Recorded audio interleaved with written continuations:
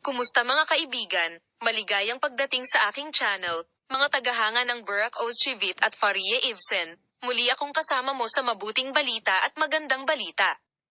Ang mga matagumpay na aktor na sina Burak Ozchivit at Faria Evsen ay nagpost ng masasayang post kasama ang kanilang pamilya.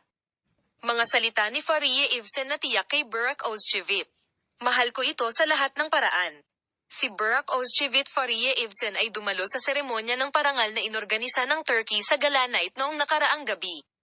Si Faria Evsen, na nakipagpulong sa mga mamamahayag sa kaganapan, ay nagsalita tungkol sa kanyang asawa na may mga salita ng papuri. Ang mga magagandang larawan ay nagmula sa maraming sikat na pangalan mula sa gabi, na ginanap ng 11 beses sa Turkey kagabi. Si Faria Evsen, na dumalo sa gabi kasama ang kanyang asawang si Burak Ozchivit, ay nakipagpulong sa mga miyembro ng press sa kaganapan. Hindi man lang ako naabala kay Evken Burak na nasa ibang bansa sa lahat ng oras. Inaayos ni Burak ang lahat ng kanyang natitirang oras para sa akin at sa kanyang mga anak. Palagi akong naglalaan ng oras para sa aking pamilyang Ozchivit, na nasa landas.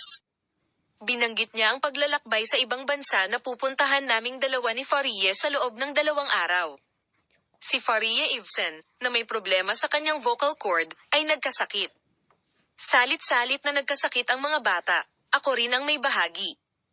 May isang hindi kapani-paniwalang sitwasyon ng epidemya, sabi niya.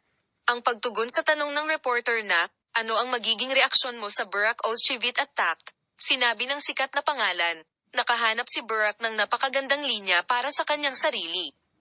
Gustong-gusto ko ito sa ganitong paraan. Mahal ko siya sa lahat ng paraan. Pagkatapos ng hindi pagsisiwalat na ito, lumitaw ang mahusay na dynamism sa social media at lumitaw ang joy harmony sa mga tagahanga ng Burak Ozchivit at Faria Evsen. Mga tagahanga ni na Burak Ozchivit at Faria Evsen, manatiling nakatutok para sa mga bagong post mula sa duo. Palam.